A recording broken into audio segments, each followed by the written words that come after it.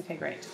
So this is a speech based on a Guardian newspaper article.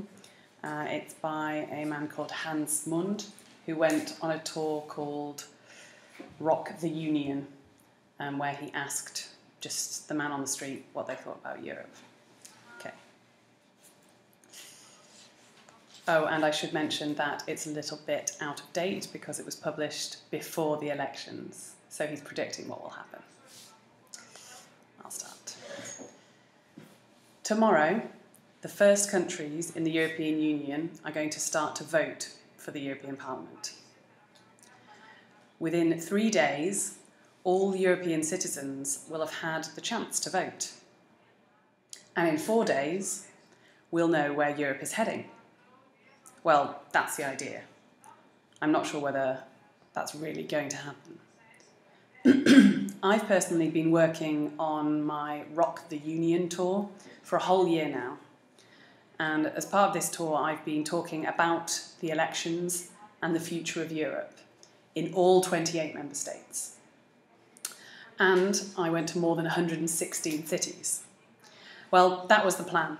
I actually never managed to visit all 28 because of the serious financial difficulties that face more or less all European citizens. But I did make it to 6 countries and 33 cities and talked to more than 800 people on the streets. And they really did come from all 28 member states and beyond, in fact. What I did was I asked everyone I met if they knew about the election, firstly, if they were going to vote, secondly, and thirdly, if there was anything they wanted to change about Europe. And what I learned by talking to all these different people was this. Despite all of the things that the press would have you believe, my fellow citizens aren't strongly against the European idea, and they're not strongly against the European Union itself. The real thing that they're against is the politicians.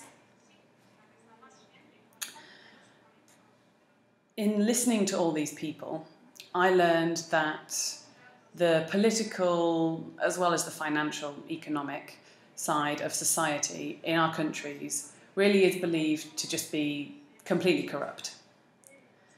Politicians aren't seen to care at all about their citizens.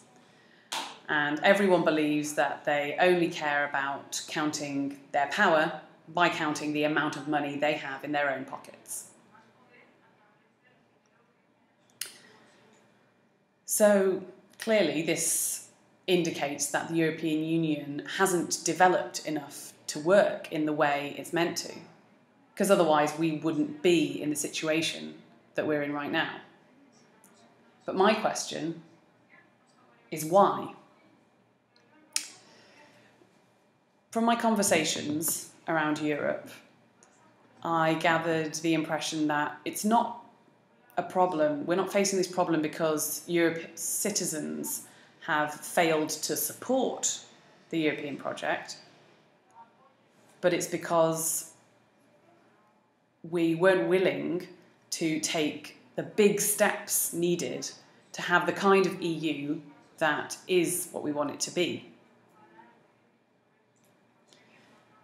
Another problem facing the average European citizen is that the press constantly show us all of the philandering in politics, and we really see the lack of modesty in the political sphere. So we see big bankers as well as big politicians and decision makers who simply aren't displaying a basic level of decent behaviour. And for most citizens, they said that feels like a betrayal of their right to be represented by someone who's responsible, someone who's reasonable even, who we can trust to do their sometimes very well-paid job.